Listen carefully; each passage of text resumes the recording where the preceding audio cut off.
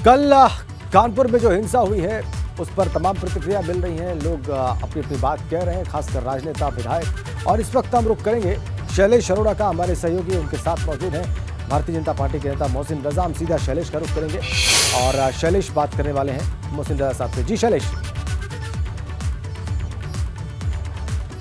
बिल्कुल राजेंद्र जी, हमारे साथ में मोहसिन रजा साहब इस समय मौजूद है। उनसे बात करते हैं कानपुर में जिस तरह से जो उपद्रव हुआ, जो हिंसा हुई, पत्थरबाजी हुई, उसको लेकर मोहसिन साहब किस तरह से देखते हैं इस कानपुर की घटना को? आप क्या वजह लगती है? देखिए, लगातार आप देखें देश में कुछ नेता और कुछ लोग हैं, कुछ समाजसेवी संस्थाएं सो कॉल्ड, वो प्रदेश और देश के अंदर माहौल खराब करने का प्रयास लगातार कर रही हैं। कुछ नेताओं के बयान आप देखते हैं लगातार आते हैं उकसाने वाले, और ये उसकी साजिश का हिस्सा है। क्योंकि कल जानबूझकर ये दिन चुना गया क्योंकि जिसने इस दंगा कराया है उसने पहले ही वहां पर ऐलान किया हुआ था कि 5 तारीख को हम वहां पर इस तरह से बड़े तादाद में लोग आएंगे और बरेली से भी लोग आएंगे। मतलब कई लोगों के नाम, तो बरेली का नाम अगर आ रहा है तो इसका मतलब है तौकीर रजा भी इसमें कहीं ना कहीं पीछे से शामिल नजर आ रहे हैं। और तमाम और जो हमारी विपक्षी पार्टियां हैं उनके नेताओं का भी इसमें कहीं ना कहीं षड्यंत्र जरूर है। क्योंकि कल वहां पर देश के यशस्वी प्रधानमंत्री, उत्तर प्रदेश के यशस्वी मुख्यमंत्री और राष्ट्रपति जी मौजूद थे, और एक गाँव के खास करके मॉडर्नाइजेशन के लिए, और वहां पर बहुत अच्छा सा प्रदर्शन था और उसको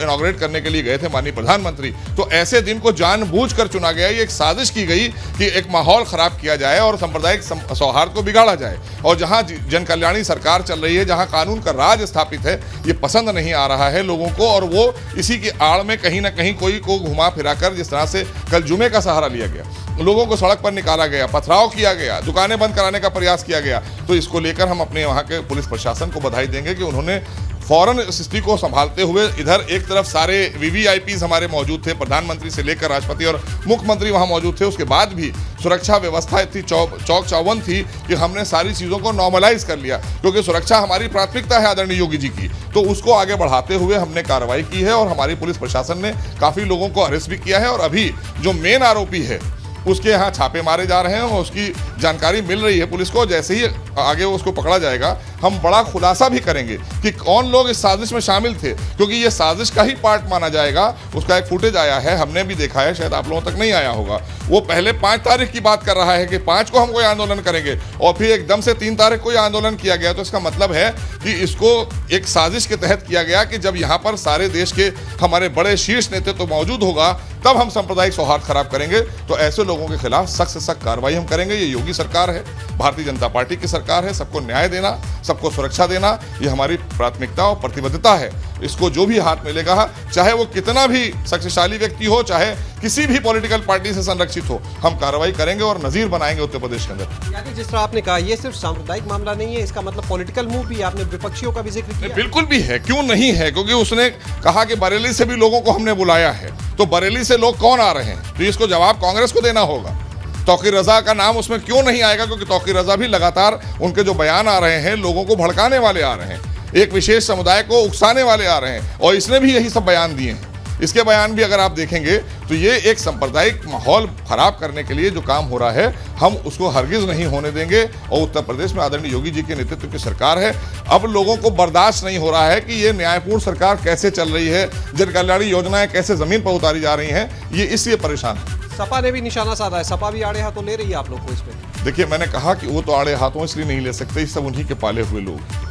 इस तरह का माहौल जहां जहां भी खराब हुआ हो, चाहे मुजफ्फरनगर हो, चाहे CA/NRC के दौरान लोगों ने पथराव पुलिस पर किया हो और सरकारी संपत्तियों को या आम आदमी की संपत्ति को नष्ट करने का काम किया हो, वो सारे के सारे लोग इन्हीं के पाले हुए, बल्कि यूं कहिए इन्हीं के इशारे पर काम करने वाले लोग थे।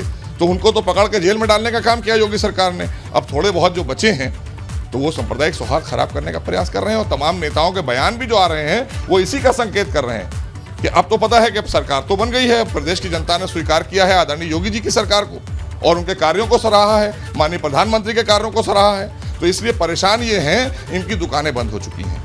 ये अपनी दुकानें चलाने के लिए सांप्रदायिक सौहार्द खराब करना चाहते हैं। ये इनको करने नहीं दिया जाएगा। सख्त से सख्त इनके ऊपर कार्रवाई होगी, कड़ी से कड़ी कार्रवाई होगी। लेकिन एक चीज़ ये बताइएगा कि इसमें 2 चीज़ें और आती हैं। एक, भाजपा प्रवक्ता का भी देखिए नाम आता है, कहा जा रहा है उनके बयान के बाद ये चीज़ें हुई। दूसरी चीज़, जब पहले से ऐलान था, लगता है कहीं पर चूक हुई है, इसीलिए ऐसे हालात हुए, कहीं ना कहीं शासन प्रशासन इस तरफ। नहीं, बिल्कुल भी कोई चूक नहीं हुई है। इसलिए चूक नहीं हुई है क्योंकि हमारे यहाँ वहाँ सारी के सारी व्यवस्था, प्रधानमंत्री, माननीय राष्ट्रपति, माननीय मुख्यमंत्री सभी वहां मौजूद थे और उनकी सुरक्षा व्यवस्था में लगी हुई थी। उसके बाद भी इतने बड़े महास को, इतनी बड़ी साजिश को नाकाम करने का काम अगर किसी ने किया है, वो हमारी पुलिस प्रशासन ने किया है, लोकल प्रशासन ने किया है। इसके लिए वो बधाई के पात्र हैं कि आप देखिए इस वक्त आप अपने किसी भी कैमरामैन को भेजिए, वहां सारी ठीक है शैलेश, कर दिया है। तो इसका मतलब ये है कि हमारी सुरक्षा व्यवस्था आदरणीय योगी सरकार में चाक चौबंद है हर जगह पर, तो वो उसका सबूत है।